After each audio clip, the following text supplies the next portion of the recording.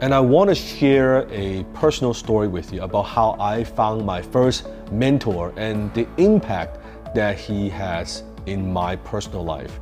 At the time, I was struggling financially. I tried all kinds of business ideas and I started all these businesses and none of them were successful. I started and failed at actually 13 businesses before having my first success. And I was struggling financially. And I remember I found my mentor, Alan Jack. His name is Alan. And he and I would sit down and I would ask him, Alan, what should I do with my business? What do I need to do? How can I get more customers in the door? And I was complaining and bitching and all these things. And I was telling him, Alan, my business, oh my goodness, my customers, I don't know why they're so cheap. And I don't know why, I'm not getting enough customers and always try to make me discount my service. And the government, the tax is too high. I don't know why the tax is so high. And you know what, the economy is bad and I don't know when it's gonna be turned around. And so the government, they're just stupid. I was complaining and bitching about the whole scenario. And then he said something to me I always remember. He said, Dan, if your business sucks, it's because as a business person, you suck, right? If your life sucks, it's because you live a sucky life. You're not doing what it takes. You're not doing the right thing. And I always remember that. I remember at first when I asked him to mentor me, he said no. And I was like stalking him and I was showing up to his home office. I would knock on his door, I would mow the lawn, doing whatever it takes to get a little bit more personal time to convince him to take me on as his mentee. And at the time, he's never had a mentee in his entire life. He's never had an apprentice. He's just a successful businessman. But I was persistent and I was determined. And I finally convinced him. And I said, yes, please teach me. I am willing to learn. Because whatever I'm doing, I need help. I had nowhere to turn, I had nowhere to hide. I was $150,000 in debt. I said, I just need some help.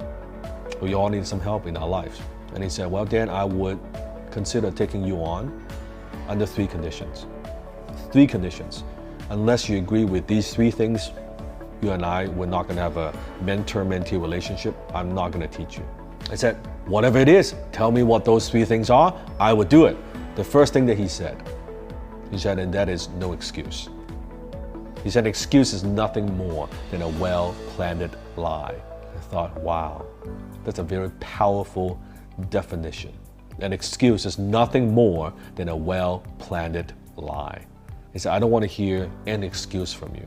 If I ask you to do something, you go do it. I don't care if I need you to show up at the office at 6 a.m., you be here. If I need you to take on this task and take on this job, you do it. I don't want to hear any excuse.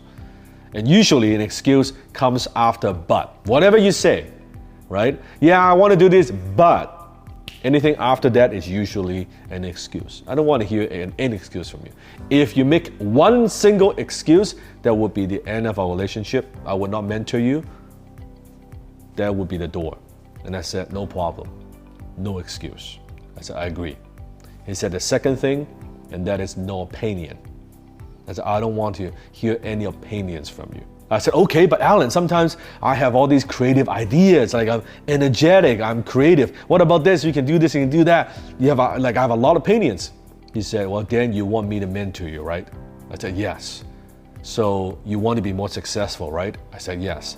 So you want my income, right? I said, absolutely. Oh, I would, that would be my dream life if I could make the kind of money that you make.